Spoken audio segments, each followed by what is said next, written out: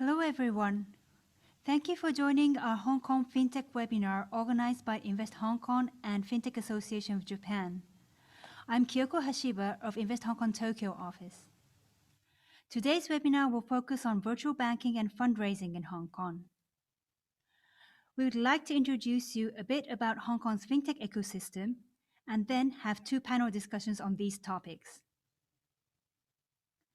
To start with, I would like to invite Mr. Takeshi Kito, Vice Chairman of Fintech Association of Japan, for a few words for opening remarks. Kito-san, please.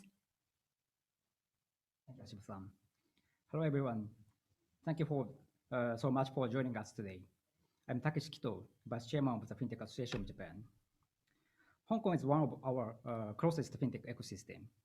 And in the past 4 years, we have hosted meetups in Hong Kong, which is called Fintech Japan Night, during the week of Hong Kong Fintech Week. And this year, we have been facing the global pandemic of COVID-19. But I'm very happy to have this webinar today with Invest Hong Kong and fintech leaders from Hong Kong as panelists.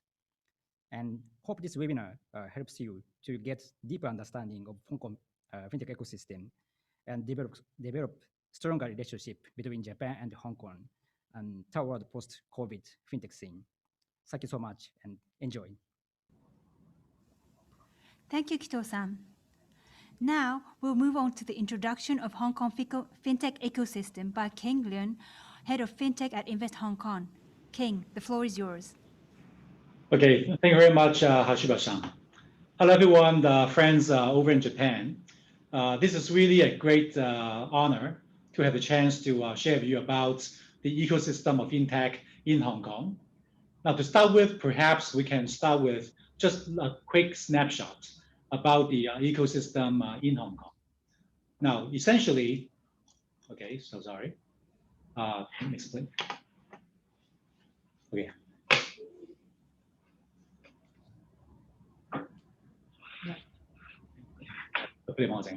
Okay, so the first thing that I want to share, how about one more?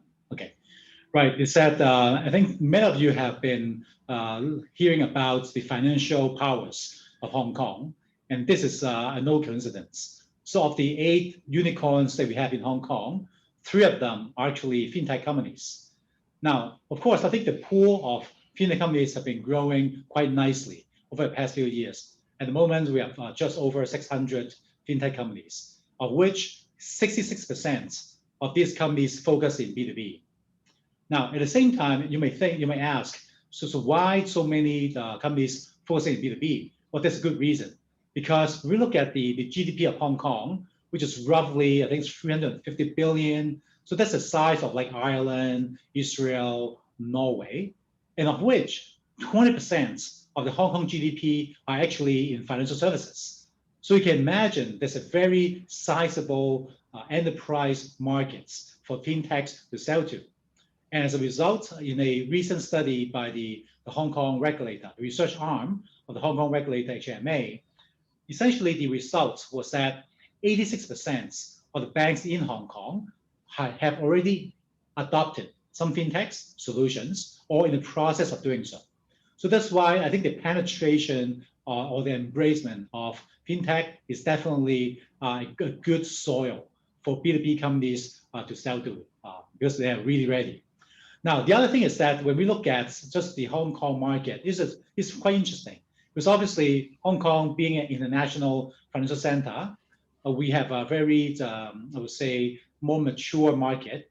But at the same time, we're also really pushing forward the innovation. As a result, when we look at a recent study by E&Y on consumer adoption, and then when we compare Hong Kong with other major advanced economies, like the US and France and actually Japan as well, and actually Hong Kong is quite ahead in terms of the adoption of fintech among the consumers. So the B2B business adoption, pretty high, 86%, whereas for the consumer side, it's also quite high. We don't have the number here, but it was 67% as of last year. Now, and then the last number you can see on the bottom left corner is 46% of the fintechs actually are more than 3 years old. So that's good news because that means that a lot of them have survived and they continue to do well. Now, on the demand side, I don't want to go into a lot of details. So basically, as I just mentioned, there are many banks, over 160 banks, over 160 insurers, a lot of wealth managers. And at the same time, we have a very nice international mix of founders. The 44% of the founders are from overseas. So then next slide, please. Now, so these are basically the things that I just mentioned. In the interest of time, I won't go into details. But it's fair to say, besides a very vibrant and deep financial services sector, Hong Kong has another interesting characteristics, and that is the transactions passing through Hong Kong as a hub. We have an enormous amount of transactions in terms of cross-border payments, cross-border remittances. Okay? Now, at the same time, for those of you who are interested about exploring the Hong Kong market, we have a good news for you. Basically, at the Hong Kong governments, we have basically mapped out the end-to-end needs of a new organization coming into the market. So from the initial stage of company setup to R&D, development, localization, on technology developments, the hiring, the business development, fundraising, overseas expansion. Every step of the way, we are able to have some sort of support for you in terms of government support schemes. Okay, now, again, there's just a lot of organizations within Hong Kong that can really help you. But again, for someone overseas, like from Japan, it might be a bit scary. Wow, who should I talk to get things going?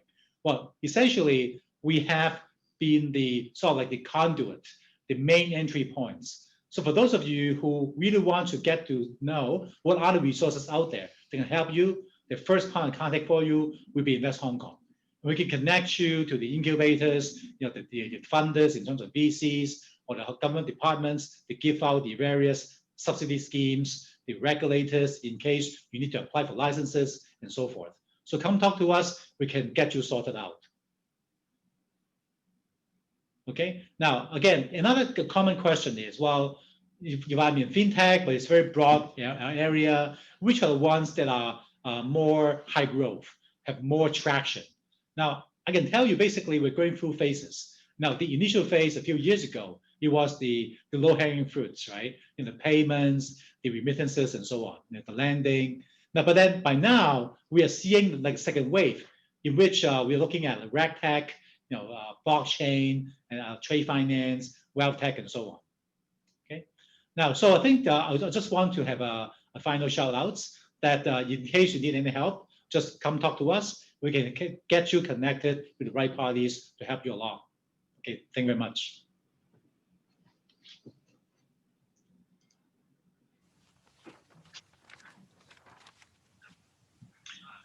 Okay, now, so I guess just now it's more like warm up. So now that we got some of the basics in terms of what the Hong Kong fintech ecosystem has to offer. So now I think we are really getting into the meats of today's discussion. So we are highly privileged to have two great CEOs who are in the news all the time over the past year. And they are the Roxanne from ZA Bank, the first digital bank that got the license. Actually, they got fully operational. And also Dennis from Marks Bank, which is the virtual bank from Standard Chartered. Again, very active. You do follow the news, and in the local economy, you will see them all over the place. Now, so I guess just to really get things going, perhaps we can just ask a basic question to the two CEOs, Roxanne and Dennis. Now, so when you first decided to set up the virtual bank in Hong Kong, obviously it's not just about you getting a team and do everything by yourself. And I would imagine that you have to reach out to different partners so that you can get things done more quickly. So can you help walk us through? So how do you form the partnerships? So what are the roles, the key roles for the partners to help you along in getting the virtual bank rolled out in such a short period of time? So maybe, shall we start with Roxanne? Since you're the first one that went live in Hong Kong. Sure. Thanks, King. I'll pick up on that first discussion topic first.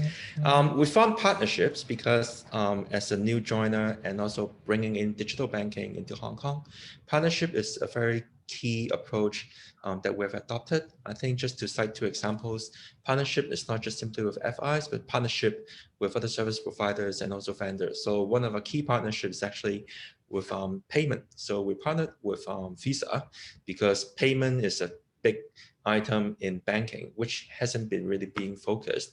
Our minimum original viable products will be loan and deposit, but actually payment is one key item. So we partnered with Visa, and also on top of doing the card, we actually focus on debit cards. And that's one thing that is also a new first to do in Hong Kong, because debit cards traditionally hasn't been really being focused. Credit card dominates the market, but we do believe credit card has a very strong potential. So that's on the payment side, partnering with a Visa card versus creating our own payment network, ATMs per se. That's one quick way to enhance the acknowledgement and also adaptation of virtual banks, Mox and ourselves. Secondly, we also partner with the ecosystem players. In Hong Kong, we're partnering with a Deliveroo. So using our debit card, you do have a very strong rebate such that we induce our customers, or what we call our users, to adopt a very day-to-day engagement with the card. So at this stage, we have launched our virtual card about a month ago, 19th of October, and we're giving our clients or our users an 11% rebate on their food delivery. And that's the focus given the current COVID situation. Home delivery or food delivery becomes a very, traditionally not very obvious, but nowadays everybody would have done one. So we use Deliveroo as one of our strategic partner. So that's, I think, from this angle, partnership is how we drive the business. I think I'll pass that on to Mox, because Mox have a very strong partnership too. Thank you, Roxanne. Let me start, from the first part of the question, how we, decided to, start, virtual bank, very quickly, and then I will jump to, the partnership piece, because these are, related.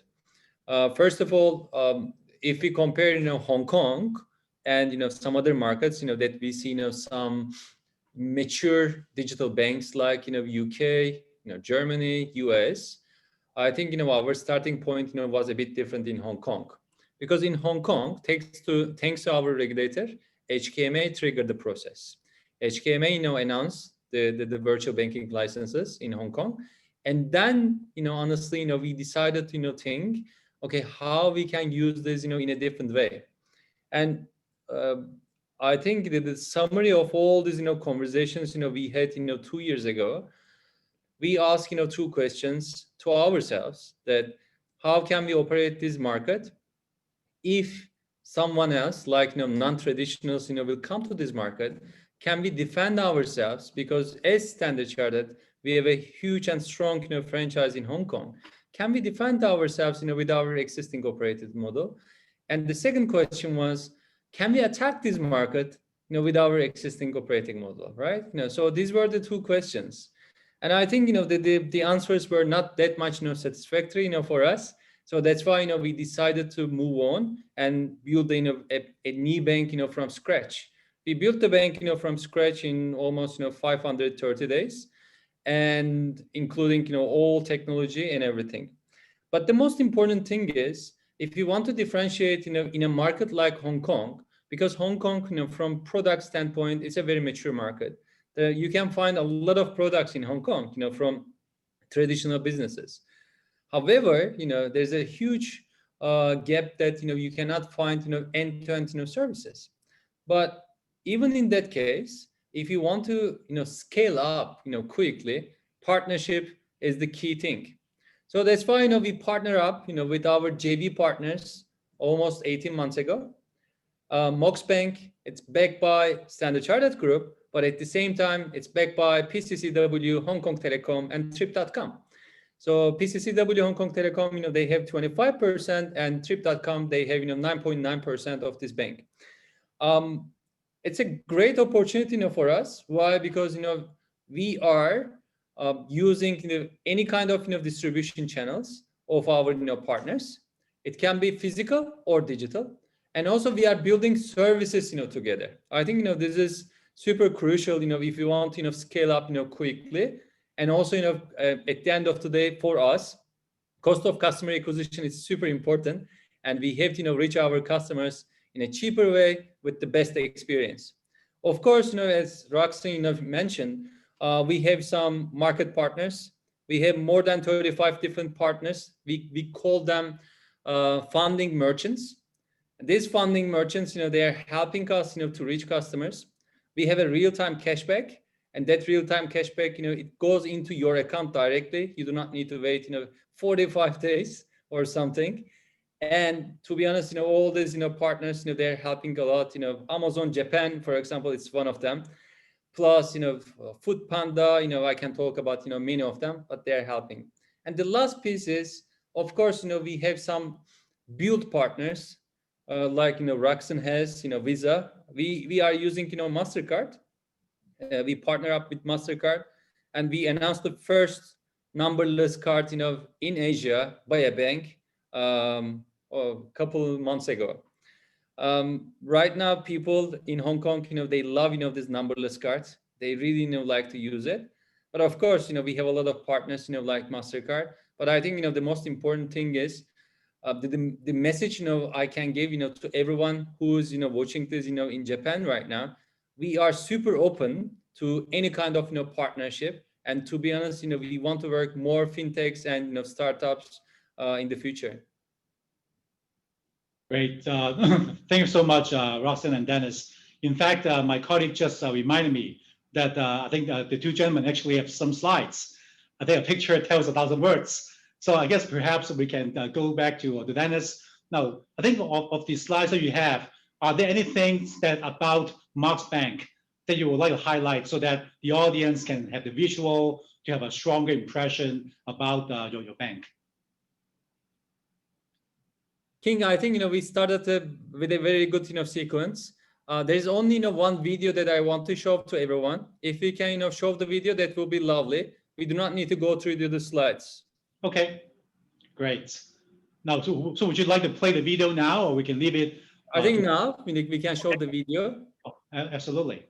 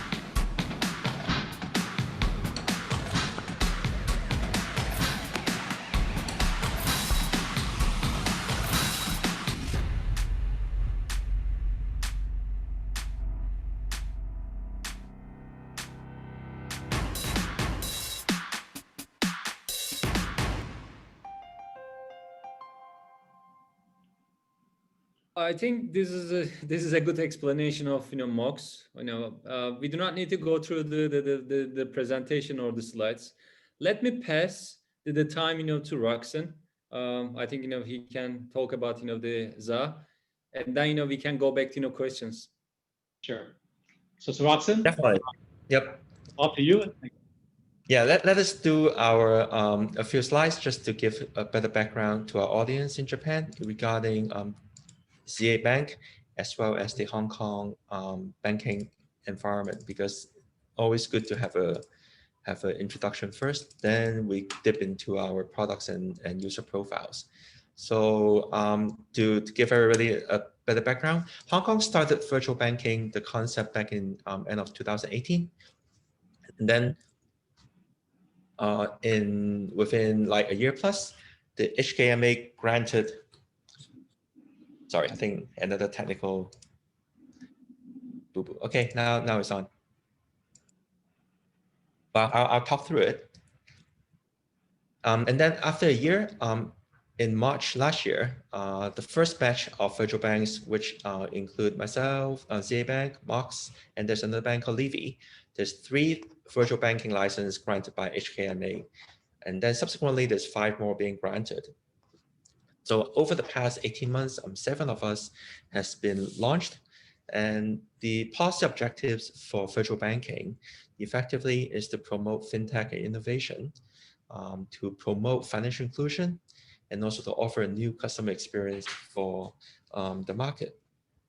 So far, in the past 7+ months, in ZA Bank, we have already become the most sizable virtual bank in Hong Kong, co-creating ZA Bank with our more than 180,000 users or / customers. And at the peak level, we got 1 customer per 10 seconds. So I think that demonstrated the adaptation of Hong Kong towards virtual banking / digital banking, as well as the effort that we put in to educate the Hong Kong market, just like what you saw on Dennis's very nice video. I think the 8 of us are working very hard to promote. Given Hong Kong, I would say, for background purpose, it's a very saturated market from a banking services point of view. You see in King's slide, Hong Kong as of end of October, we got 164 licensed banks. So virtual bank is no different from any licensed banks. We're one of the, we're 8 of the 164. So with a 7.5 million population in Hong Kong, there are almost 1,200 branches to serve this population. And then with us, I think with my 180,000 customers, we just touched over a 2% market share. But that's not the pure aim. As you see, virtual banking is offering a 24/7 service. So that's one thing different from traditional bank. And also we look at our profile to see how well we are being adopted. I think in the beginning, since March, originally the customer profile is not as demographically equivalent to the Hong Kong situation. But as we move on, so as of last month, you see our age group distribution, our gender distribution, as well as the time of users. There's a change in behavior. So from an age point of view, originally people would ask, virtual banking, digital banking, are you only focusing on the younger generation? As evidenced in the PowerPoints, the younger generation is definitely a key. But then you also see users that are aged above 40 being major users now. Previously, that number was below 40%. Now, our users that are above 40 years old becomes 53%. So you do see a very good mix in the age group. And that's actually the demographic of Hong Kong population also. Secondly, if you look at the gender, I think there's a very good mix between male and female. When we first started, the male percentage was a lot higher. It was around 70%. And in Hong Kong, actually, the gender mix for the whole population is 46. It's just the switch of that number. It's 46% male, 54% female. So we're etching up in terms of being adopted by the overall population. From a distribution of professional background, obviously, banking, financial services is the top users profile right now, but we do see other financial services and as well as other industry sector, primarily in the food and beverages and also in the retail side. So the adaptation for us for a bank that started only 200 days ago is a very encouraging data speed. And we also see change in behavior. In Hong Kong, traditionally, banks operated Monday to Friday and then half day on Saturday. But then now that digital bank or virtual bank allows more options, we see users' behavior do change. Right now, actually more than 40% of accounts being opened are after hours, so after 8 p.m. And also you see more activities during the weekends. Nowadays, we see more than 20% of the new time deposits are placed during weekends, which historically is almost zero. So that's a very good evidence of our user profile being embraced by the market.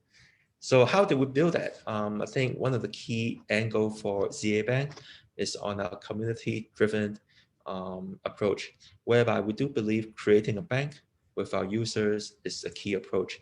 That's why when we got the license, we have formed a user group called ZA Family. In short form, is ZA Fam. And co-creating the bank helps to improve our process and also the services. I mean, banking, even though it's a very well-developed market, hearing from our customers, hearing from our users is a key approach whereby we can fine-tune our process steps. Every click, every screenshot you see has been gone through very robustly with our users and also within our team. And I think two key things that we want to share that we have adopted from the user profile is, one is in terms of making payments. Our service is a bit too fast back then. So actually there's a recommendation to give everybody, when they do a payment, give them some time to think about it. So we added in a 5 seconds cooling period, so to speak, such that the users can get used to that one click to payment. These services doesn't mean that they will stay here forever. I think the key on community approach is we'll continue to enhance our process such that the user experience will continue to improve and also our service quality will continue to improve. So other than community service, we do have to look at the products. We saw in Mark's the key products are deposits and card. We are also following that trend. Card is a very key medium for payment, and in Hong Kong, cash is still a very significant portion of the payment medium. So card is one of the key things. But then we also offer loans. Loans is another item that was among the user feedback. In terms of turnaround, we have imposed a 30 minutes penalty for ourselves. So every 1 minute that we delay after a 30-minute pledge, we have a penalty to ourselves, because loan from our angle, the users who are applying a loan would want to have a quick and prompt turnaround. So we want to make ourselves committed to that obligation, such that we have a 30 minutes pledge whereby the user, when they submit all the required information, we will get back to him or her within 30 minutes. And I think a little touch on to the savings part, because in Hong Kong, traditionally, the current account, saving accounts have a very fixed rate of 0.001%. Virtual banks, including myself, CA Bank, we are the first one to come out with a different measurement or different return, because users trusting the bank, giving us their money, expecting good service, a good trust, would expect also a good return. So we have computed affordable return to our users, affordable to ourselves and reasonable to the market. And that's a 1% current account saving account rate, which is still sustainable. Of course, it will be changed given the interest rate market outlook. But then at this stage, we're about 1,000 times higher return than traditional banks. And on the card side, I also have a little video for everybody to take a look, because card is a very key thing, as I mentioned earlier, whereby debit card is new to the market. So I would like to share with you more about the card part. Everyone has hoped to be different from others. So do we. From Hong Kong's first virtual bank, ZA Bank, to Hong Kong's first Visa card with personalized card number, ZA Card. For the first time in Hong Kong, you can decide your card number the way you want. Choose your own card for real. Need cash? Go to the local banks, ATMs with Visa logos, and enjoy it for free. And you can also access to the ATMs worldwide that accept Visa. Have a blast and spend wisely. The debit card helps you better budget and earns you more when you spend. Goodbye to those bills, charges, and late fees. The simpler, the better. No CVV, expiry date, or even your signature on the physical card, reaching a new level of security. Are you still waiting for the SMS verification codes while shopping online? With the brand new ZA Verify, you can verify the transaction within the app in seconds. A smoother and safer spending experience for you. In case you've lost your card, lock it with just a tap in the ZA Bank app. No one can use it even if they have your card. Simple, convenient, safe. More rewards are on the way. ZA Card. Be different together. Thank you. So passing the time back to King. Yeah, thanks a lot, Roxanne and Dennis. Well, again, for those of you hearing from Japan, I can assure you, I've been getting a lot of feedbacks from the different virtual banks user experiences, and definitely ZA and Max have been basically doing a great job in terms of the user experience. Now, so I guess I just want to quickly change gear to another common question, and that is, of course, when we talk about co-creation, something new, at the same time we have to fulfill the needs of the regulators. Then there's the sandbox that's supposed to help us to strike that balance. But then perhaps we can start with Dennis this time. Can you help us to understand better how you ran through that sandbox process and how much help did you get from HMA? Yeah, I think this is a very important piece of building new services in Hong Kong, because the sandbox service it works really good. Because starting from day one, I remember I'm talking about alpha phase, even not beta. So starting from alpha, we were on the sandbox, and we got a lot of services from that sandbox, and we tested many things with our alpha users, beta users. We learn a lot on sandbox. To be honest, this is the most important thing for new banks, right? Building a bank, most of the time people they ask us, oh, you guys build a fintech. Unfortunately, no. Roxanne, same, myself, many people here, we build banks here. We are licensed banks in Hong Kong.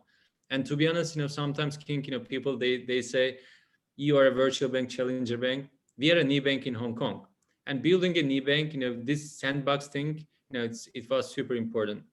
To be honest, even today, we are testing, a lot of new things. For example, our credit card is on the sandbox right now, and we are testing. I'm testing right now our credit card. I think this is super important. If you want to do new things, in a quicker way.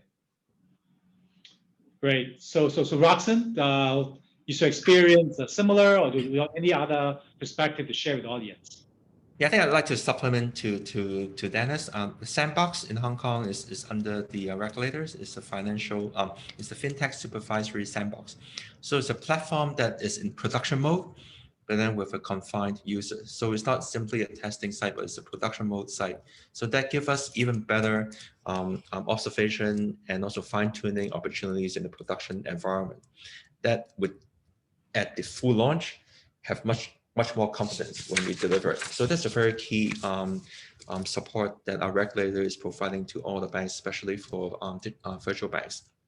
So gaining data and user feedback is very key through the sandbox.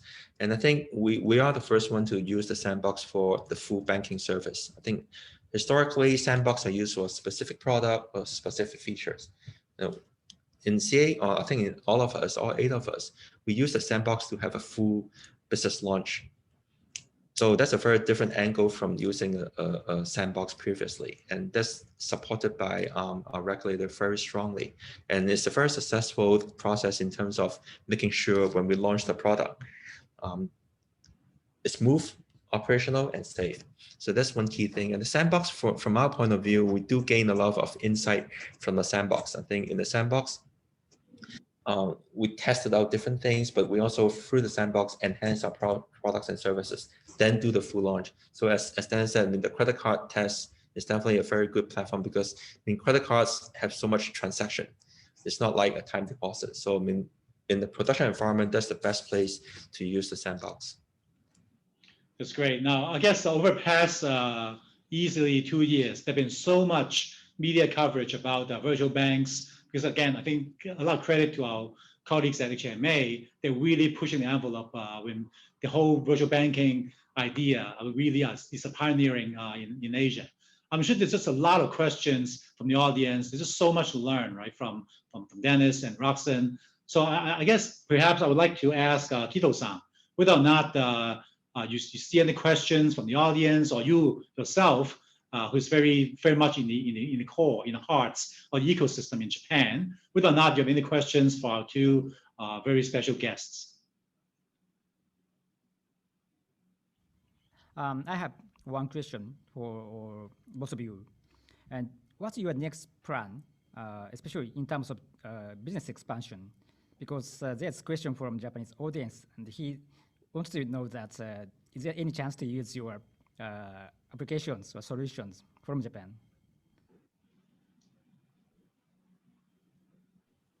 Roxanne, do you Yes, want to I'll jump in. I think the next plan, first, the plan is to enrich our services and products. So that's why you see the cards coming out. Some of the virtual banks are catching up with the loans. I think down the road, the next key items that we're having in mind in production is on the I&I, investment and insurance.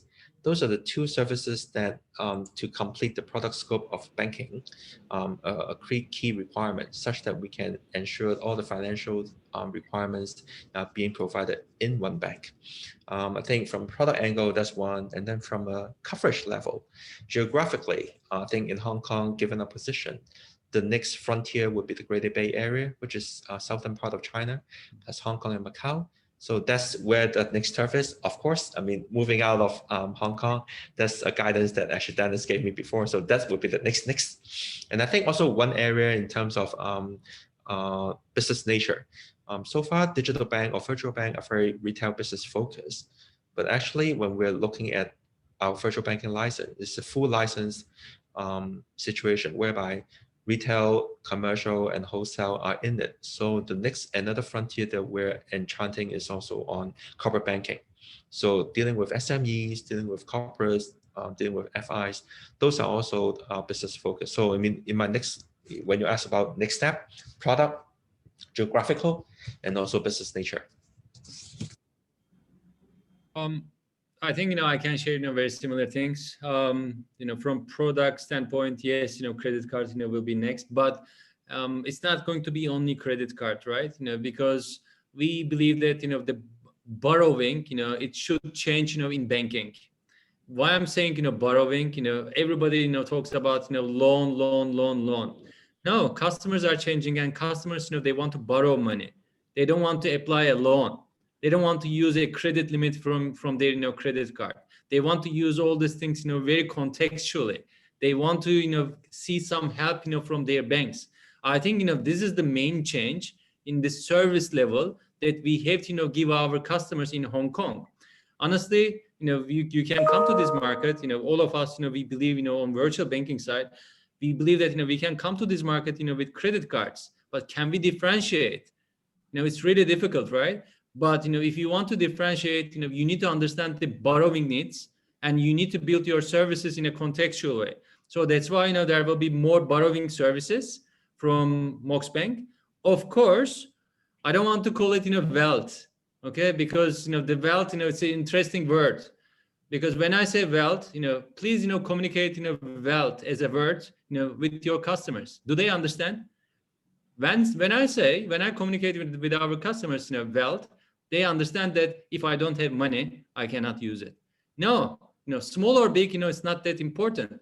If you have money and if you want to grow your money, then there will be some options. This is also about financial inclusion, right? So everybody can save, and everybody can grow with their money.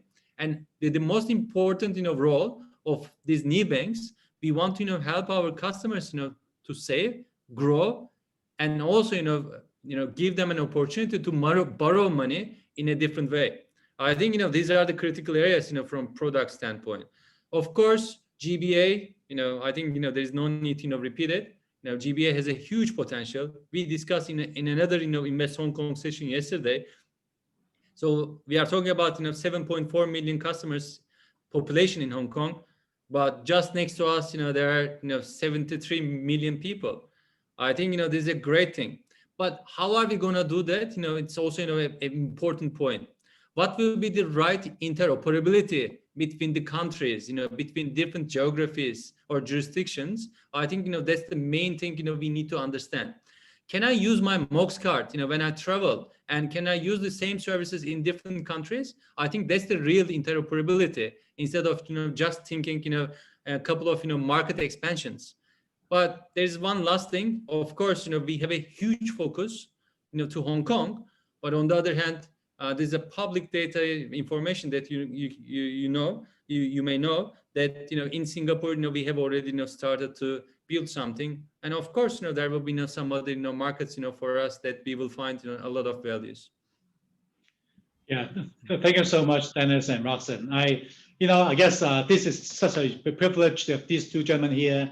Again, for those of you who are not familiar with ZA, these guys are like rock star in China in terms of having technology to drive insurance, now stepping into banking, so very strong technology DNA. And of course, it doesn't require a lot of introduction. That Standard Chartered Bank is one of the most innovative banks on the planet. And Marx Bank, in fact, I recently read a study. I think Dennis was interviewed. And that's the study that I believe it covered something between 10 to 15 virtual banks of the banks, in which Marx Bank, to my recollection, was the only bank in Asia that got interviewed. And so essentially, I think Dennis has so much knowledge about the kind of the banking, I guess the virtual bank, innovative banking within a bank perspective. So from both sides, we got two really amazing speakers today. And I'm sure that there are a lot more questions from the audience, but I'm sorry, because in the interest of time, we can't go through all the other questions that we'd like to ask the two gentlemen. But then I just want to have a shout out to the audience, send us an email or contact us, and then our colleagues in Japan can relay your questions, and then we can help to reach out to, again, to Dennis and Roxanne again, in case there are other sorts of burning questions they need to be answered. So with that, I guess on behalf of Invest Hong Kong, I want to express my great gratitude to Dennis and Roxanne for being good friends and great supporters to FinTech in Hong Kong and sharing your experience. Really appreciate it. Thank you so much. My pleasure. Great, our pleasure. Thanks a lot. Now, so I guess because my colleagues is now signaling to me that we have to hurry up, because we had another panel with two other speakers who are also two great supporters of the FinTech ecosystem in Hong Kong. And now the topic is about show me the money. So fundraising. So we got two very important money people on the panel. So we got Vector Ventures of Mark Munoz, and then also the one and only Karen of the Angel Hub to help us educate us about the innovative platform that you created several years ago. Now, so perhaps we can start with introduction of the two of you. Maybe perhaps we'll start with ladies, with Karen first. Can you help us to understand, the audience understand about the amazing platform that you created? Thank you very much, King, for the introduction. So I'm actually the founder of two companies. The first one is called W Hub, which is the biggest startup community here in Hong Kong and power connector in the region, in order to provide the resources startup need in order to scale. We also organize a big conference, flagship conference, once a year in Hong Kong and now online.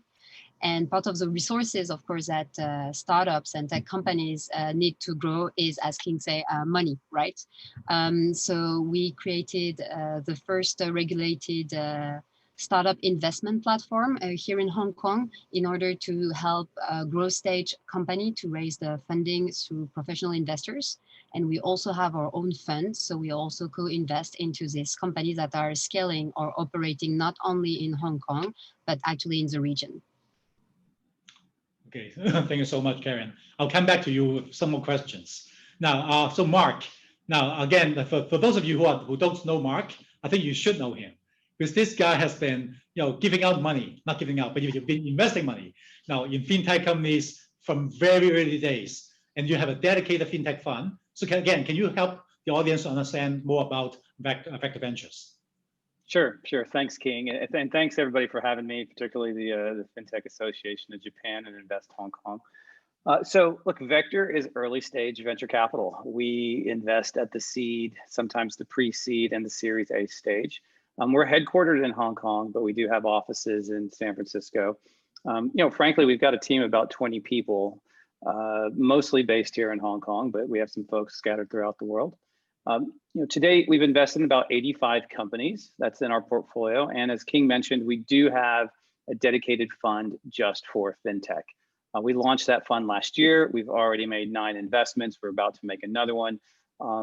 And look, at the end of the day, when you look at Vector, we're entrepreneurs ourselves. Me personally, I founded my own company in the .com days. I've helped another company go public that I was part of. I've been in Hong Kong for 15 years. I've operated a company in Japan. I've invested in Japan. And look, we've been investing in startups for the last 10 years. So I'm happy to share our thoughts and knowledge and what we do. Great. Thank you, Mark. Now, so Karen, now you and your co-founders have been talking about democratizing fundraising. So can you help the audience understand better about, I guess, how much money can they expect to raise? How does it work? So can you walk us through some of the highlights? Yeah, so actually when you are, a tech company looking to raise money, you have a few choices, which is friends and family, if you are well connected, or actually to go to VC, but usually there is a fundraising gap between this type of early stage investment and institutional money. So that's where we come into play in order to help this kind of pre-series A type of company to fundraise. And actually we have a network of professional investors that invest small ticket size, about $10,000 US or more, up to actually sometimes $400,000 US to tech companies. So the aim is to enable actually individuals to create themselves their own actually diversified portfolio of investments into tech companies, which is very difficult for an individual to have access to this type of company when it's not your full-time job. So that's what we want to do. And that's why we provide to our network of individuals or family offices as well. And the aim is really to help a lot of tech companies that are really scaling in the region, because that's where we can provide a lot of help. So actually, I grew up in Japan, and I started my career also in Tokyo. So I'm really looking forward to work with more Japanese companies as well. Great. Thanks a lot, Karen. Now, again, changing gear back to Mark again. So obviously, you have quite a lot of experience in evaluating fintechs. So let's just say that we got some audience who are trying to enter the Hong Kong market, subsequently going to China and so on. So how would you evaluate, the fintechs before you write your first check, and how would you help them along after you write the check? Sure. So I guess the first thing we do is we start out at the problem. What problem is the company trying to solve, and also what is the founder, or maybe the co-founders team's motivation? Is this really the right team that's going to solve this problem? So we start there. I mean, we can go down the list of all the different criteria that we look at, but I'll just highlight a few. One thing that we do spend a lot of attention, a lot of our time on, is on the technology. Does the technology give the company a competitive advantage? Or better yet, is there an unfair advantage that the company has been able to see and develop upon? And a company can have like a lot of different products or a lot of different features, but that doesn't necessarily mean it's going to create market share or gain market share. Or they could have architected a better mousetrap, but that also doesn't mean that it's going to attract a lot more clients. So there has to be this entire plan of tech and team and go-to-market strategy. And then there's the risk mitigation part. And that's the part where we spend a lot more of our time on, particularly these days.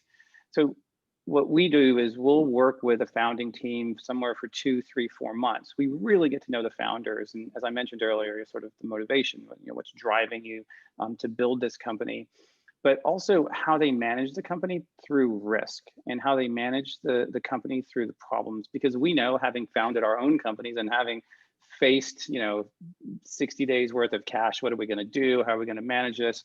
We've gone through the process of having raised VC money and how do we manage that? And so we work with the founders and we really get to know them to see how they're solving problems through these couple months before we'll write that first check.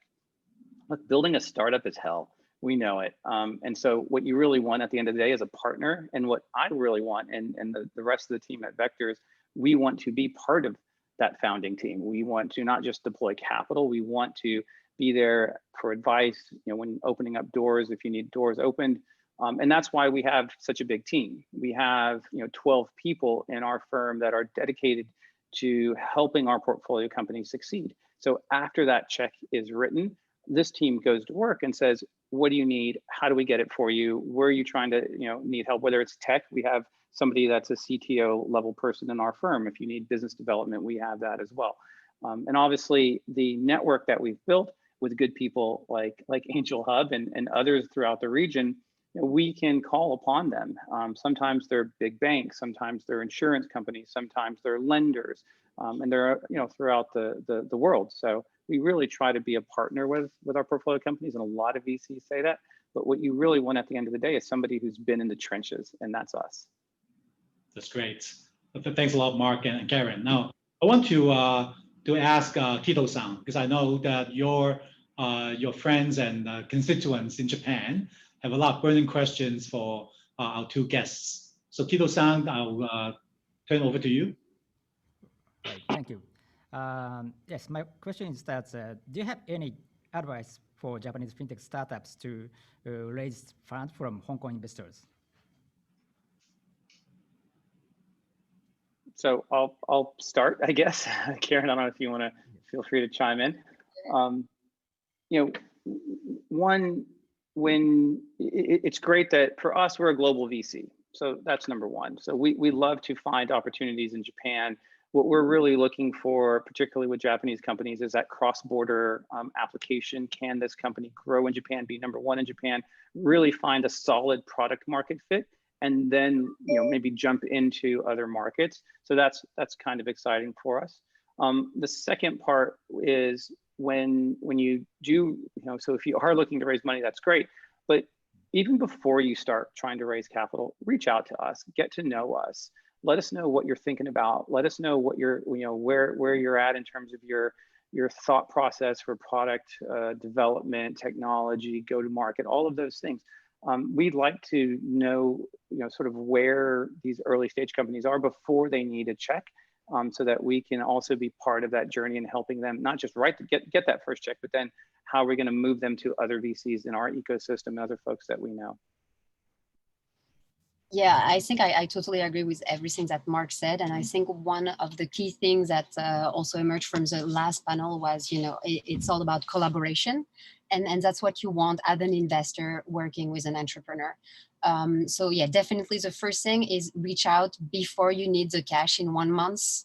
That's really an advice that, reach out when everything also is going well and that you're going to need some more funding. In terms of scaling, I think, when you're looking at fintech companies, regulation, data privacy is really one key aspect. Is like, okay, how do you scale out of your market is also very important.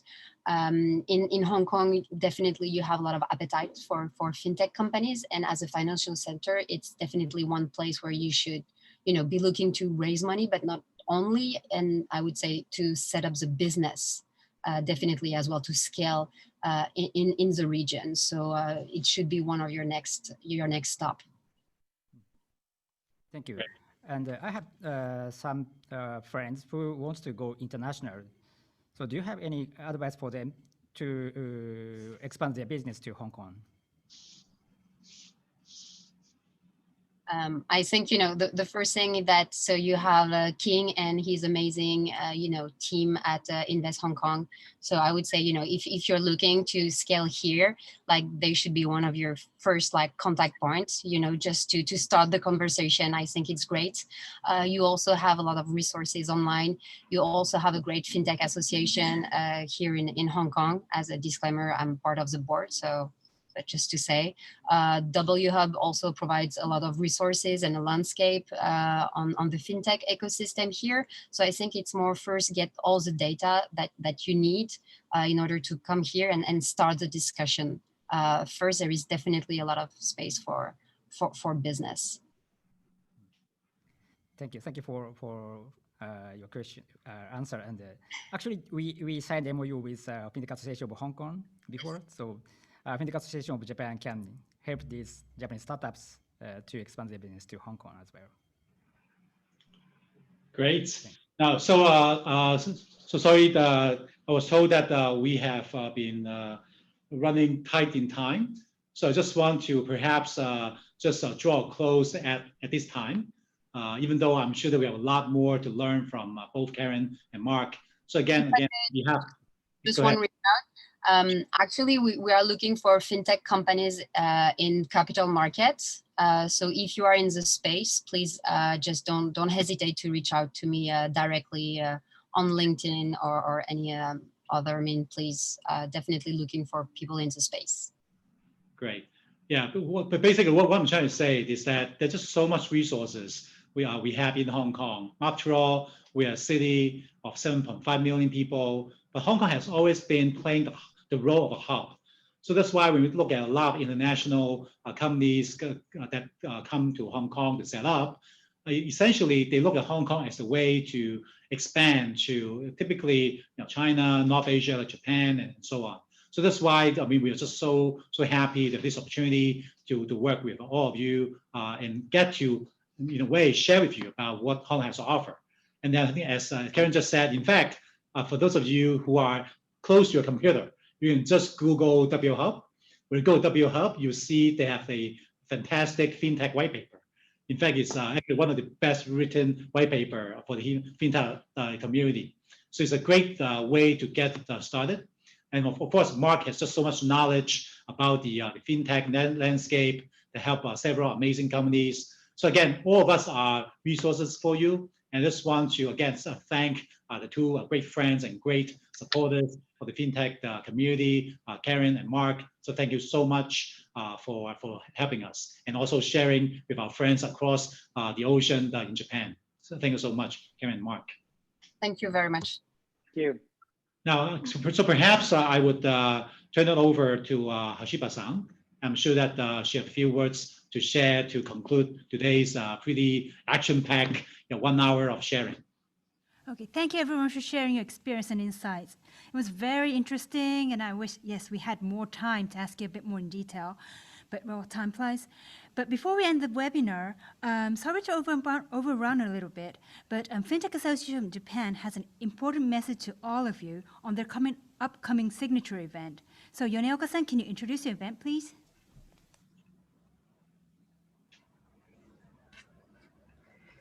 Yes, thank you very much for Hashiba-san inviting us for this event. And then just as one of the director of Fintech Association Japan, we would like to introduce to our forthcoming event in 2 weeks. It's called Fintech Japan 2020 from November 17th to 19th, which is going to be online. So this event, we have been hosting this event since 2016 until 2018. And this year we decided to do only online. And for the first day of this event is going to be done in English. The target audience for the first day is for the people who are interested in coming to Japanese market. So we invite speakers from regulators, for example, the director of a Fintech and Innovation Office of a FSA, and then also the person of a head of a Fintech Center in the Bank of Japan. They are the first keynote speakers. And then we also have the ecosystem. We explain the landscape of Fintech in Japan done by FinCity Tokyo. And then also there's a summer panel done by the actual entrepreneurs from overseas coming to Japan and then sharing the actual experience, what kind of challenges they had. So we have this kind of sharing session on day one. And for those, the 18th and 19th, it's going to be for Japanese financial institutes and startups. このイベントの2日目と3日目は日本の金融機関様やスタートアップのために行う日本語だけのコンテンツになっております。で、そうですね、カンファレンスの中には、金融機関様やスタートアップの方が非常に面白いコンテンツを用意しておりますが、注目の内容として一つとしてスタートアップピッチバトルがございます。こちらには6社すでにプリセレクションした注目のスタートアップがバトルを繰り広げます。それからワンオンワンブース、こちらはフィンテックスタートアップであるとかパートナー企業がオンライン上のブースを設けて、彼らとカジュアルにお話しできるような場になっております。So overall for this event, sorry, I'm mixing between Japanese and English because the first day is for the foreign attendees, and then the second day and the third day is more for the Japanese. But overall, we are just hosting this event on Event Hub, which is the name of the platform. So everyone can casually just speak each other. So this is going to be one of the major community event we as a FinTech Association of Japan is hosting for this year. So if you're interested, please scan this QR code and then going to the website, and then you can sign up from the page. Thank you very much. Thank you, Yonioka-san. So thank you everyone for joining our webinar today.